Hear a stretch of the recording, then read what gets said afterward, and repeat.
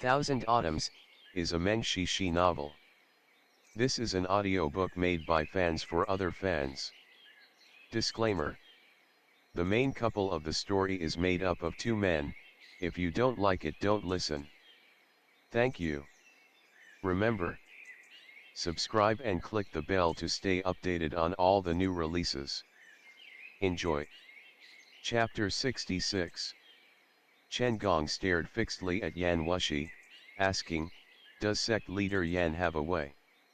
Yan Wushi said, "You probably noticed already while you were fighting the monkeys that their nails are not only sharp but also poisonous. As a result, as soon as they leave a scratch on one's body, the cut would immediately swell and start to itch." He spoke at a moderate pace, apparently not at all affected by the fact that Chen Gong was poisoned. In fact, there was even a kind of carefreeness in his voice, as if the matter had nothing to do with him. Claws as sharp as theirs must be sharpened often. Since this place doesn't offer a variety of rocks to choose from, the chalcedonies guarded by those monkeys naturally became their best choice. They polish and sharpen their claws on it from time to time, but they do not get poisoned by it. That is because, within 500 meters of any highly toxic substance, there must exist something that counters it, just like the spiders and the monkeys in this ancient ruin. Murong Qin found the key in his words. Is Sect Master Yan saying that there is an antidote for the poison my lord has? Something suddenly flashed through Chen Gong's mind. He shouted, "The Jade Sistunk! Is it the Jade Sistunk? Hurry, go see if there's any Jade Sistunk around there." Murong Qin and the others quickly ran to the cliff edge. They looked around, and sure enough, there were some Jade Sistunks. "Lord! There are indeed Jade Sistunks!" Murong Qin said with joy. Shen Qiao couldn't help but glance at Yan Wushi. The latter only stood there with both hands gathered inside his sleeves, his body half hidden in the shadow. He clearly did not intend to respond. Chen Gong flew into a rapture. "Bring it over." Murong Qin and his nephew cut off all the Jade Sistunks they saw and brought them back. Without so much as a glance, Chen Gong wolfed everything down in one gulp. However, no miracle occurred. About 15 minutes passed, and his right hand was still unbearably itchy. The purplish color even gradually darkened while it continued spreading upwards and was already reaching his shoulder. Chen Gong's face was so livid that it was almost the same color as his arm. Only then did Yan Wushi finally explain slowly, "The Jade Sistunk is indeed an antidote for the poison. However, its branches and leaves are useless. The only part capable of detoxifying is its fruit. Because the monkeys have been eating these fruits for generations, they are not afraid of the poison on the chalcedony or the spiders and are thus able to live here. Since this place was once an altar, these monkeys might have been trained by the Ruoqiang people back then to guard the Sistunks. Have you seen the monkey leader yet? It has already developed a human-like face. You can clearly tell that it must be unusually crafty." These words should have been interesting. Unfortunately, the speaker's rather methodical tone made it sound quite dull. Chen Gong was not in the mood to listen to him detailing the monkey's origins. Normally, he would have flown in a rage and had Murong Qin arrest the person by now, but since his life was still in the other person's hand, he had no choice but to swallow his anger. It seems that Sect Master Yan has picked all of the fruits.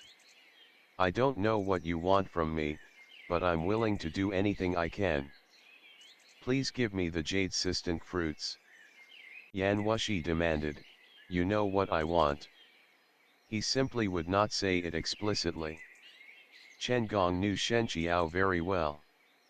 He knew that Shen Qiao was a gentleman and that a gentleman could be deceived by a pretense of reason, therefore he had always gained an upper hand in his confrontations with Shen Qiao. However, he could not do the same to Yan Wushi. The latter was known for his erraticity and presumptuousness. One could not use common sense to predict how Yan Wushi would act. In fact, Chen Gong knew that even the news of Yan Wushi's survival could not be used against him. On the contrary, Yan Wushi currently held the jade sistant fruits, and those were Chen Gong's life-saving straws at the moment. How can I know if sect master Yan doesn't make it clear? Chen Gong was making his final struggle. Yan Wushi replied coldly, "Why don't you guess if I can destroy the fruits before those dogs of yours rush into action? If you agree to take the risk, I'm not against giving it a try." As soon as he said it, Murong Qin, despite the rage rushing to his head, had no choice but to give up his original plan of approaching Yan Wushi. Chen Gong gritted his teeth, "You want what's inside the Tai sword?" Yan Wushi did not say anything. There was nothing else Chen Gong could do except fish out the piece of silk from his bosom and hand it to Yan Wushi. "Where's the jade sistant?" Yan Wushi took over the piece of silk. Then he fumbled out a fruit from some place and threw it to Chen Gong. Chen Gong was not reconciled to his defeat. He couldn't help but ask, "You already guessed what I came here for, and therefore you deliberately went ahead of us so you could use the fruit to threaten me." Perhaps because he was in a good mood after obtaining the silk cloth, Yan Wushi finally had the mercy to answer Chen Gong's question. The Tai sword once belonged to the Xie family of Chen County. Its hilt is empty, but because the metal used to cast it is very rare and exceptionally hard, the only way to hide anything inside its hilt is to first forcibly break open the sword using an queer rock from outer space and then reforge it afterwards. The sword was never heard about since it was lost until it reappeared in the royal city of Tuyahun. Chen Gong finally felt less uncomfortable after eating the jade sistant fruit. The toxins took quite some time to disappear, so he could only divert his attention by talking. "Therefore, as soon as you saw me holding the sword, you knew that someone had already opened and reforged it. And because I went straight to Ruoking looking for the chalcedony, you could also guess that I was looking for a way to break open the sword and take out the content within. Thus, you threw away all the sistant fruits in advance and kept only a few on you, waiting to threaten me to hand over the item to you when I was poisoned." Finally realizing what happened, Chen Gong couldn't help but sneer, "Even with you being seriously injured, sect leader Yan's calculation and scheming can still beat us hollow." Murong Sun on the other side snapped, "How despicable and shameless of you for reaping the fruits of other people's work." Yan Wushi laughed grimly and didn't care to quarrel with them. Murong Qin dodged slightly to the side and then jumped forward, trying to take down Yan Wushi. Unexpectedly, Shen Qiao suddenly made a move. He raised his sword horizontally across his chest and blocked Murong Qin's attack. After the two exchanged a few moves, Murong Qin realized that he wasn't able to gain any advantage over Shen Qiao. It took him by surprise. In less than a year, the blind man who was once too weak to kill a chicken at the Beyond Clouds monastery had already recovered to such an extent, making people dare not to look down on him. Right when Shen Qiao blocked the attack, Yan Wushi stepped aside into the darkness. "He's gone!" Murong Qin shouted. Following his voice, everyone turned around and looked in this direction. Sa Kungpeng rushed forward to check. Sure enough, he did not find any sign of Yan Wushi. "Lord! There seems to be a mechanism here. I pulled it, but nothing happened," he shouted. "He must have controlled it from the other side." Murong Qin's nephew, Murong Sun, complained angrily. Right behind them was the tomb seal stone. Not to mention that this 1,000-pound seal stone completely blocked their way out, but even if it could be lifted again, the monkey leader and poisonous spiders were still waiting for them on the other side. They could defeat those monsters, but it was just too energy consuming. Even thinking about those all-pervasive spiders gave them goosebumps. In front of them was the cliff, and below the cliff were clusters of chalcedony crystals. They were beautiful, but they couldn't fill one's stomach.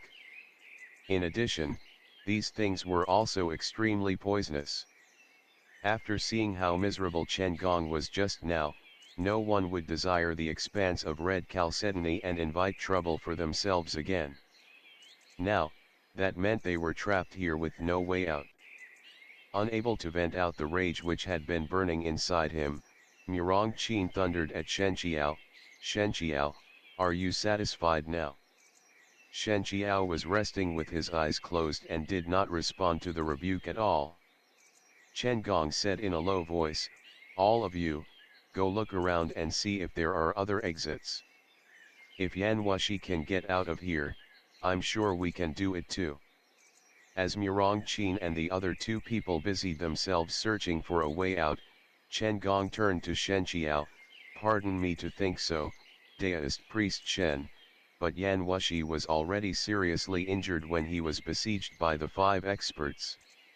You didn't have to take him, but because I said there might be Jade Sistant at this place, you still decided to bring him on the trip. Such benevolence is enough to move, not just friends, but even strangers to tears. However, now he has obtained the Jade Sistant and my piece of silk, he simply left by himself and didn't even take you with him. Even if you don't feel wronged yourself, I can't help but want to call out the injustice for you." Shen Qiao said indifferently, "If I expect return for the kindness I do, how much will you have owed me by now? And how many times do you need to pay me back? Back then in the shabby temple, how could you have beaten those ruffians if I hadn't stepped out? Later in the Beyond Clouds monastery, if it wasn't because of me, you would have been killed by Murong Qin already, and you wouldn't be able to order them around like you're doing right now. But what have you repaid me? Leading Mutipo to me? Or using Bona's grandfather to threaten me to come to Ruoqiang with you?" Chen Gong was at a loss for words. All the provoking speeches in his head suddenly could be said no more. Shen Qiao continued, "You and I do not travel the same path. We never did, and we never will." Chen Gong felt a bit guilty at first, but what Shen Qiao said actually angered him. He said with a satirical smile, "You are extremely noble and virtuous, but what benefits does that bring you? Everything I have today was obtained through my own efforts. There's nothing shameful about it. Let me tell you. I was born with the talent to memorize everything I see or hear. Even though I was still mostly illiterate at the Beyond Clouds monastery, I was able to memorize everything you said word for word. Out of all those martial experts present that night, who would have thought that a nobody was capable of doing something none of them could? Mutipo is cruel and ruthless. Those people whom he dotes on do not last more than a month, and many of them end up tragically. However, I was able to make him recommend me to the Emperor of Qi with my own ability, and this is my real stepping stone to greater power." Despite the fact that Murong Qin and the others had already submitted to Chen Gong, they still felt somewhat awkward listening to Chen Gong talking about his experience as a boy toy. However, Chen Gong did not find it so himself as he continued with ease and composure. "Obtaining the favor of the Emperor of Qi is not my final goal. No man in the world is willing to serve others with their appearances, even if they are the ones taking the initiative in bed. With the Emperor's favor, I asked him to find me a teacher so I can learn to read. I know very well that people with a background like mine can never be approved by those aristocratic families. But I don't need their approval. There are only 2 things in this world that can grant a person popularity among the people, book and sword. Therefore, I needed to learn the most characters and read the most books in the shortest amount of time, and I did it." "Shen Qiao, why do you think Murong Qin and the others turned to me? For glory and wealth? Wrong. No one is born to be king. The country of Qi is destined to fall, and they know that as soon as Qi suffers a landslide defeat, everyone will leave it like rats leaving a sinking ship. Serving the emperor promises no future, so they'd rather follow me. At least I know what my limits are, unlike the emperor and most of the nobles. What about you? Shen Qiao, I admit that you are truly lofty, a real gentleman. To be honest, I admire you very much because I can never be like you, requiting evil with good with no complaints. But a gentleman like you cannot survive in a world like this. You will be chewed alive without a bone left. Just now you were betrayed by Yan Wushi yet once more, but in the end, you have no choice but sit here with an enemy like me while we wait for our deaths. Isn't this ridiculous? Shen Qiao did not say anything. Only after the other finished did he finally say slowly, Chen Gong, ever since I met you, I can tell you're different from the rest in your hometown. You're smart, vigorous, ambitious, and strict to yourself as well as to others. In troubled times like now, you have the potential to become a formidable ruler. Therefore, it is because of your capability that you're able to play up to Mutipo and then gain the favor of the Emperor of Qi through him. I won't look down on you because of things like this. The reason that you always think of me as aloof is that the conscience in you hasn't died yet. You know what you're doing isn't appropriate, so you subconsciously compare yourself to me and care how I think about you. Otherwise, everyone has their path in life. You can just move forward, so why do you need to stop and look at others? Chen Gong was speechless. After quite some time, he suddenly laughed out aloud, right? Well said. Thank you for untying this knot in my mind. I'm sure I can attain yet another level from now on. Shen Qiao said plainly, congratulations then. He closed his eyes again. Leaning back against the cold stone wall, he let himself, both physically and mentally, completely sink into the darkness. Ever since the moment Yan Wushi handed him to Sang Jingxing, Shen Qiao had learned to not hold any expectations. Because without expectations, one would not be disappointed or desperate. Therefore, when Yan Wushi abandoned him and left by himself just now, he only felt a little surprised at the beginning, and even the little amount of surprise soon became ordinary and common. This was just who Yan Wushi was. Despite the huge change in temperament, the selfishness and indifference that was part of his innate character did not become any less. Not every effort would be repaid. He was already used to it. How could he still be disappointed at this? Murong Qin and the other two people searched everywhere and started to feel hopeless. They still had rations on them, and martial artists needed a lot less food than an ordinary person. So, these rations could last a very long time, but they couldn't stay here forever.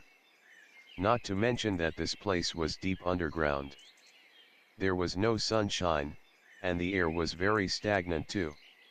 Even if they didn't die of hunger, it would just be a matter of time before they would suffocate to death. At this moment, S.A. Kungpeng suggested, what about I go search the bottom of the cliff? Maybe there are other exits around. Chen Gong thought for a moment and said, that works too. Even though there are many chalcedony clusters down there, it is still possible to get a foothold. Just be careful not to touch those chalcedonies. S.A. Kunpeng agreed. Murong Sun, who was still young and full of vigor, got bored after sitting for so long, so he got up and they went together.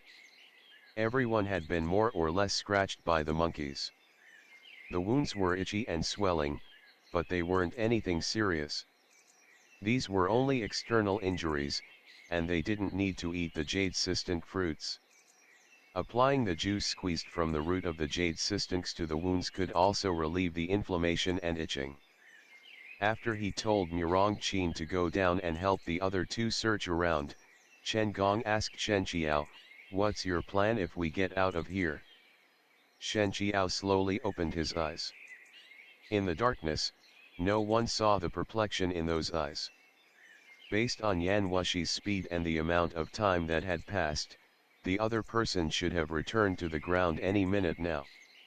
With his ability, even if he wasn't able to directly confront the Buddhist sect, he could at least quickly contact people from the Cleansing Moon sect so as to not get himself caught in a dangerous situation.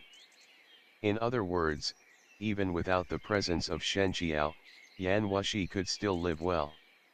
Shen Qiao suddenly thought of something. What you just obtained is one of the remaining books of the strategy of the Vermilion Yang. Is that correct? Chen Gong admitted, "That's right." Is there anything special about this one compared to the other books? Chen Gong was silent for a moment. Then he asked back, "How much do you know about the strategy of the Vermilion Yang?" Shen Qiao said, "It consists of a total of 5 books which integrate the merits of the 3 schools, a fruit of the painstaking labor of Tao Hongjing's lifetime. You've read a few parts yourself. What do you think? It is indeed the most wondrous martial arts book in the world. I've benefited a lot from it. It looks like you're only aware of one aspect of it. It is true that the strategy of the Vermilion Yang has 5 books. It is also true that it combines the merits of all 3 schools, but those are just the contents of the other 4 books. There's another book which has been lost for many years. No one knows where it is, but it is said that what's in it has something to do with the martial arts of the demonic sections." Shen Qiao was slightly surprised. But thinking it over, what Chen Gong said did make sense. Yan Wushi had attempted many times in the past to make the inner chi of the strategy of the Vermilion Yang his own. He even experimented with Shen Qiao, repeatedly trying to bring out the potential in the latter. However, it was proven that the foundation of his martial arts lay within his demonic heart and was completely incompatible with Shen Qiao's Daoist core. The strategy of the Vermilion Yang was but a piece of chicken rib to him, something that was worth little but would be such a waste to throw it away. If the book only recorded martial arts from the 3 schools, Yan Wushi would not have said to Shen Qiao that he had already found the way to fix the flaw in his martial arts. With his skill, it was very likely that he had already inferred that one volume of the strategy of the Vermilion Yang was hidden inside the Tai sword, and the book was precisely the one he needed. After he thought the whole sequence of events through, Shen Qiao slowly exhaled a breath, his face showing a faint trace of weariness. He suddenly felt a little tired. But his voice still sounded as calm as before. "I see. Tao Hongjing was indeed a person who delved deeply and studied the relationship between man and the heavens. No wonder the disciples of the demonic sects want the strategy of the Vermilion Yang too. It seems like this piece of silk is precisely what they are looking for. Is it because you are also practicing martial arts from the demonic sects that you are anxiously longing for it as well? Did you join the Harmony sect? What a joke. With my current social status, why would I ever want to join the Harmony sect and let myself be ordered around by other people? It is the Harmony sect that needs me to provide them all sorts of conveniences, so we're just cooperating on a business that benefits us both." However, these explanations were also useless. The reality was that they were still stuck down here and could not get out. Murong Qin and the others went around one more time and came back empty-handed. Everyone felt a little disheartened. Chen Gong stopped talking too and took the opportunity to meditate and preserve his energy, as well as reciting the contents on the silk cloth he just saw from that quick glance, trying to utilize it himself. He was never someone who would just sit and wait for his death. Even under such circumstances, he still tried his best to create a favorable environment for himself. This was why Chen Gong was able to turn from a penniless commoner to the person he was today in these troubled times, and that even people like Murong Qin, who was the top martial expert in the imperial court of Qi, were willing to serve at his commands. No one knew how long had passed before there was suddenly a sound from the stone wall. The group of people who were originally full of rich drowsiness all opened their eyes at once. One after another, they turned to where the noise came from and saw a figure appear at the spot where Yan Wushi had disappeared. Murong Sun was the first to react. He jumped up and, holding the sword in his hand, was going to charge at the person immediately. Yan Wushi. Each of the three syllables was pronounced through clenched teeth with the greatest hatred. End of the chapter. Stay tuned for more BL.